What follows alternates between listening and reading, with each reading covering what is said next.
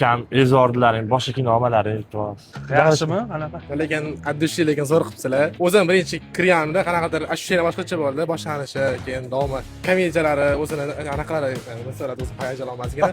Kinoni sotuvi qanaqa bo'ldi aka? Bugun vashshi bomba bo'ldi lekin vashshi. Odamlar taratishashdi. Bittadan joy qolgan bo'lsa ham ikkita odam kelib tarashib beraman olaman, ma'lumot to'g'risi. Sho'lar bo'lsa ham Jigar, joy o'tib ko'ramiz. Zo'r aka. Yoqdimi? Chizga o'tib. Maza qildingizmi? Maza. Sizga achibmaysizmi? Yo'q, Gap. zo'r aka. Gap yo'q. O'zbek kinosi zo'r bo'libdi. Endi o'zgaribdi. Gap yo'q. Ani sir, ani aktyorskiy sevishga yo'q. Zo'r. Zo'r ishlabsizlar. Omad.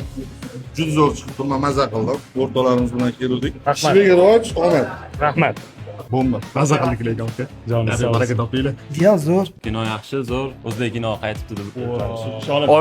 Oilaviy ko'rsa bo'ladimi? Shu oilaviy keldik o'zi.